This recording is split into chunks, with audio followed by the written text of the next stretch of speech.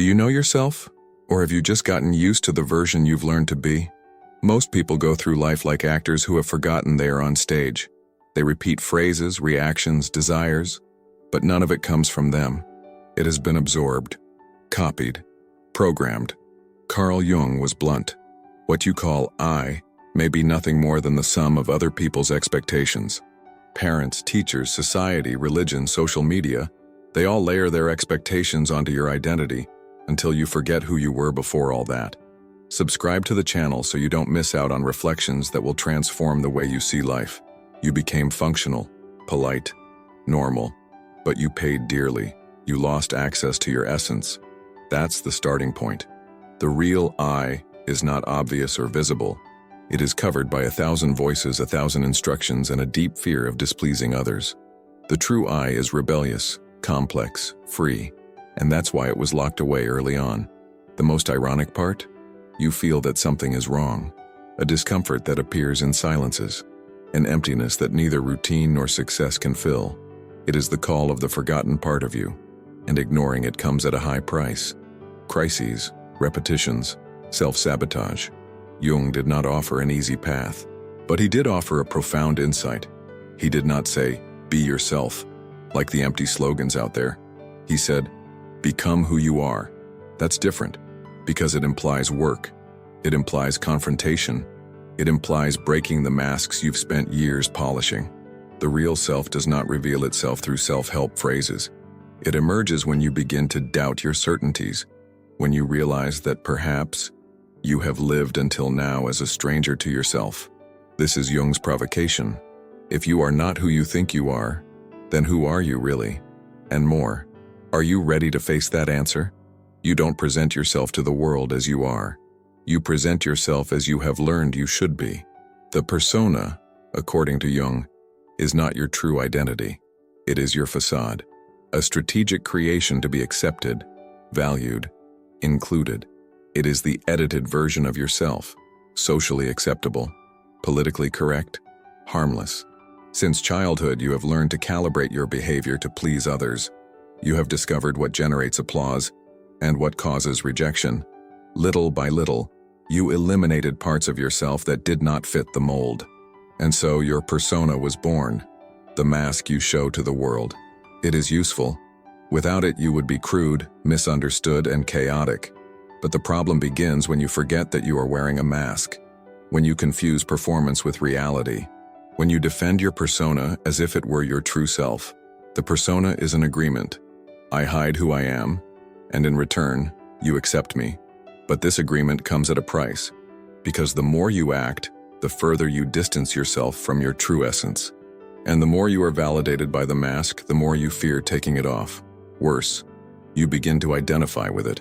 You believe that you are the successful professional, the friend who is always available, the exemplary child, the ideal partner. But deep down, something screams, because what has been repressed is still alive, only now in the underground of the psyche. And then come the breakdowns, identity crises, unexplained anxiety, feelings of emptiness, because the persona is light, too light. And human beings, in order to live fully, need depth, contradiction, truth. Jung knew this. That's why he warned, the persona is necessary but never sufficient. It is not the end. It is only the beginning. A step, not the destination. If you live only for the mask, one day it will crack. And when that happens, the question will be inevitable. Without it, what is left? Everything you reject in yourself does not disappear. It just changes places. Jung called everything you don't want to see in yourself the shadow. Those impulses, desires, thoughts, and emotions that don't fit your ideal image. Pride, envy, anger, fear, arrogance, greed, manipulation, all banished from the surface and pushed into the unconscious. But the shadow doesn't die. It waits. It acts silently. And often it directs your life, even if you don't realize it. You think you're in control, but it's your shadow that makes decisions when you sabotage yourself, when you explode out of nowhere, when you judge others with anger, when you always attract the same type of destructive relationship. The shadow manifests itself when you repeat patterns, Even though you swear you've learned your lesson, it's not evil, it's repressed. And everything that is repressed takes revenge. Jung said, "What we don't face within ourselves, we will encounter as our destiny." In other words, if you don't look at your shadow, it will turn the world around you upside down. It will project itself onto people, crises, obstacles, until you agree to face it head on. The problem is that facing your shadow takes courage, because it goes against everything you want to believe about yourself. It dismantles your narrative of goodness, control, and awareness. It reveals the wild, childish, wounded part of you that you've tried to erase. But here's the key point. Only those who accept their own shadow are capable of integrating their true self. Because authenticity is not light without darkness. It is light with darkness. It is knowing that there is anger, fear, pride within you, and yet choosing to act with awareness. Not denying, not repressing, but transforming. The shadow is not your enemy. It is your reflection. It is the part that holds the raw strength, creativity, and power you lost when trying to be right. You will only become whole when you stop running away from yourself. What irritates you most in others is usually what you hide most in yourself. Jung said that projection is one of the most common and most dangerous mechanisms of the human psyche, because it prevents us from seeing the truth about ourselves. It works like this. Instead of accepting certain parts of who you are, you push them away. You think you are observing the other person, but you are looking in a mirror. Your criticism, your hatred, your disgust are often reflections of your own unrecognized shadow. You don't think you're arrogant, but you hate people who impose themselves on others. You don't think you're manipulative, but you see manipulation in everything. You don't think you're envious, but you have a hard time taking other people's success lightly. This is projection, a psychological trick that serves as a defense. It's easier to condemn others than to admit it within yourself. And it's not just about negative characteristics. Projections also involve exaggerated admiration. When you idealize someone, you place qualities that you haven't yet activated onto that person. You don't see them. You see your hidden potential projected onto them. The danger lies in always living in this external game, always reacting to others, always judging, praising, hating, idolizing, but never asking yourself, what does this reveal about me? Jung claimed that every process of self-knowledge goes through a moment of shock, when you realize that your biggest conflicts with others are actually about you. This turnaround is hard, but liberating, because when you take back your projections, you regain parts of yourself that were trapped outside, and only then can you begin to build more real relationships with yourself and with the world. But there is an even deeper point. Projections are symptoms, signs that something inside wants to be recognized. They are like arrows, and if you follow these arrows inward, you will reach the key point of the journey, the call of the unconscious. The unconscious is not a dark hole. It is a language you have not yet learned to hear. For Jung, the unconscious is not an enemy to be defeated. It is an ally that tries all the time to remind you of who you are. It speaks with symbols, images, strange sensations, sudden impulses.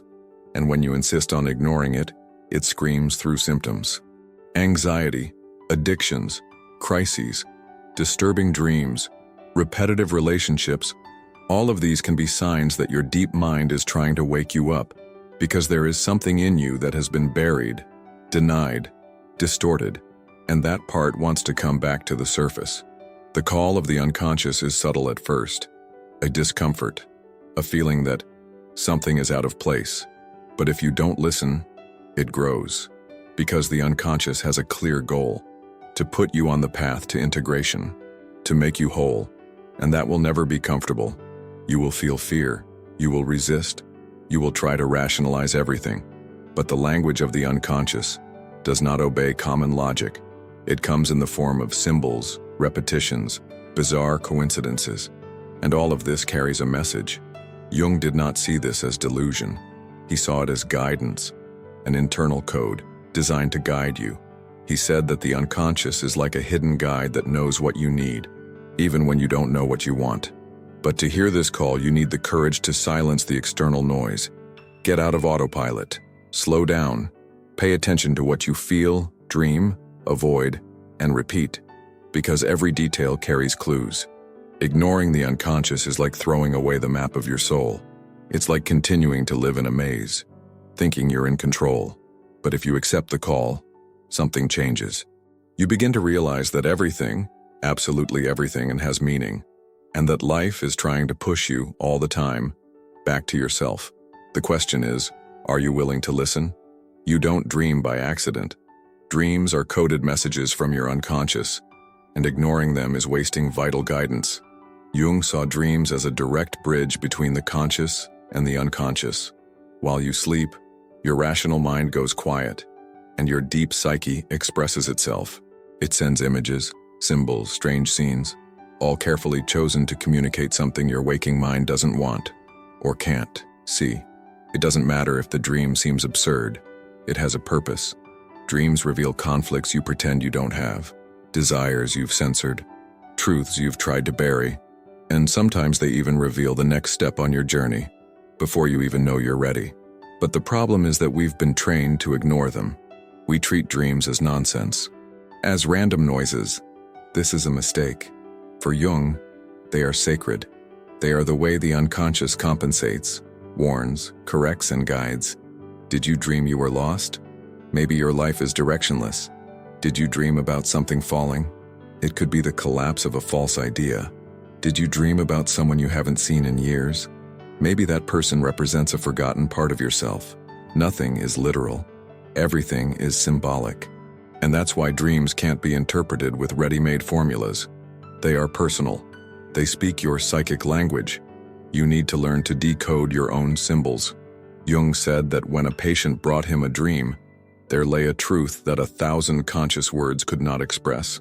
Because dreams go straight to the root. But beware, understanding dreams is not the end. It is the beginning of a process. The process of listening to your soul, of recognizing parts of yourself that were in the dark, of opening a dialogue with something greater than the ego. It's like receiving letters from a deeper, wiser version of yourself. The problem? You receive them every night, but you almost never open them. You are not here to fit in. You are here to become who you are, completely.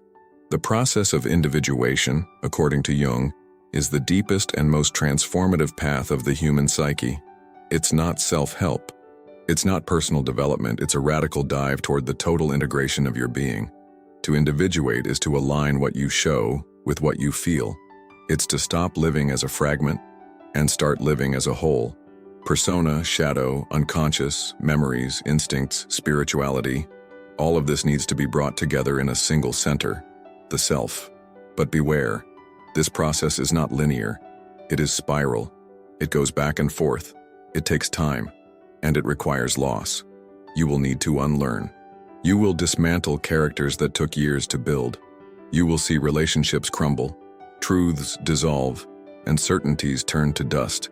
Because everything that was false in you will have to die. Individuation begins when you accept that you did not come into the world to please others. You came to fulfill an inner destiny, and that destiny is not revealed all at once.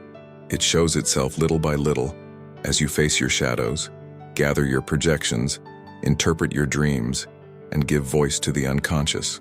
On this path, you reconcile with who you were, embrace who you are, and shape who you can become. It's like rebuilding a house with the bricks that were scattered inside you.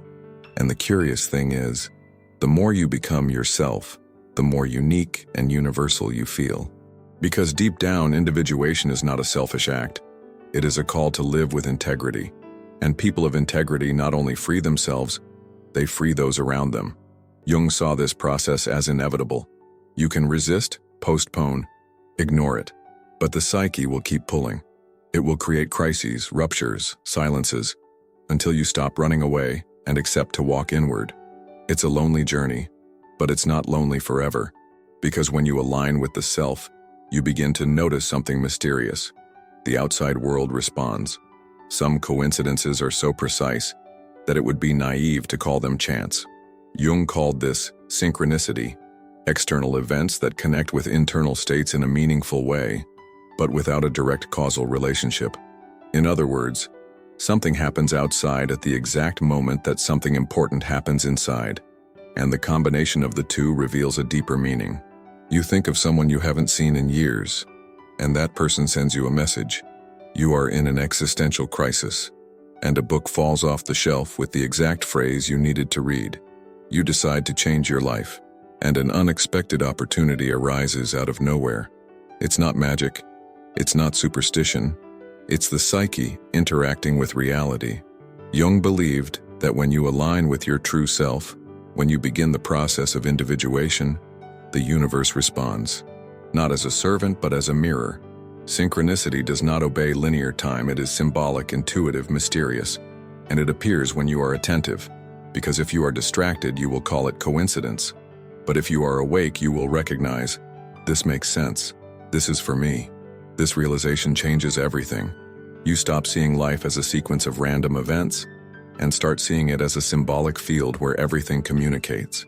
The people who appear, the problems that repeat themselves, the encounters, the delays, the signs, everything can be part of a larger narrative.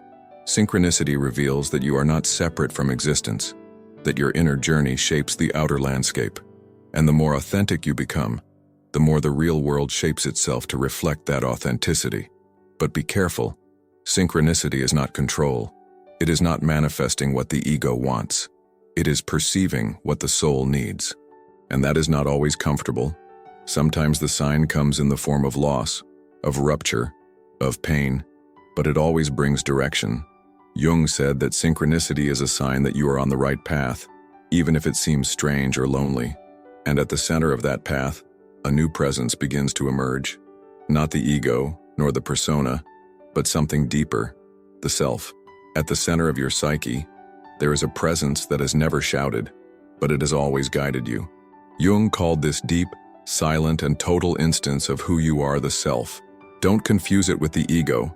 The ego is your conscious identity, your social, rational, planned voice. The self, on the other hand, is the core of your being. It doesn't want to control, it wants to integrate. The self is whole. While the ego fragments, the self connects. While the ego wants to protect your image, the self wants to reveal your truth. It is the archetype of wholeness, the inner source that balances opposites, accommodating light and shadow, instinct and reason, wound and power. You don't need to create the self. It's already there. It has been since the beginning. It's just been buried by years of conditioning, defense, distraction, and fear. The self doesn't disappear. It withdraws, waiting for you to invite it back. And that invitation isn't made with words. It's made with sincerity, with surrender, with the courage to stop acting and start listening. Listening to what moves you, what hurts you, what attracts you, what challenges you. When the self begins to emerge, life takes on a new flavor.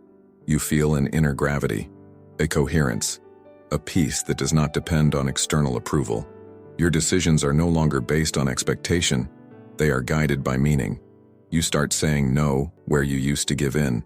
You choose the difficult path where you used to seek comfort. You move away from what is superficial and closer to what is essential. The self does not shout, it whispers. And that is why you need to silence the ego to hear it. But beware, living from the self does not mean perfection. It means authenticity. It means embracing your paradoxes, accepting your shadows, respecting your limits, without losing your direction. The self is a compass, not armor. Jung believed that the greatest purpose in life is to allow the self to realize itself. Everything that is true, strong, and vital in you comes from it. But there is a brutal detail in this journey. Finding the true self requires losing all the false versions. Finding the real self is not about adding something new. It's about subtracting everything that was never you. Jung knew. The process of self-knowledge is not a gain. It's a demolition. It's a surgical removal of masks, inherited fears, beliefs that shaped you without permission. And it hurts, because you clung to what was safe, even if it was false. Most people don't want to find their true self. They just want a better version of the lie, a more efficient ego, a more applauded persona. But the self does not negotiate with vanities. It demands surrender, deconstruction, symbolic death. And here is the truth that few have the courage to face. Being who you are costs everything you are not. You will lose relationships based on convenience, You will disappoint those who projected a role onto you. You will be called strange, intense, radical, because you stopped lying, even to please others. But in return, you gain something that no one can give you: inner freedom, integrity, direction. You stop adapting to the world and start shaping the world from within. This is the end point and the starting point. From here on, you are no longer driven by expectations. You move by essence, and that transforms everything: your relationships, your work, your silence, your choices. Finding yourself is undoing yourself, but not in the sense of nullifying yourself, in the sense of letting go of everything that prevented you from being real. The journey that began with disconnecting from your persona, crossing the shadow, hearing the call of the unconscious, deciphering dreams, going through individuation, and aligning with the self, ends here, with you naked, whole, present. There is no glamour. There is no happy ending. There is truth, and truth in itself is liberation. Now the question is, do you have the courage to lose everything you are not, to become everything you are? If this content made sense to you, like the video. Share your insight or experience in the comments. Your journey may inspire someone else's.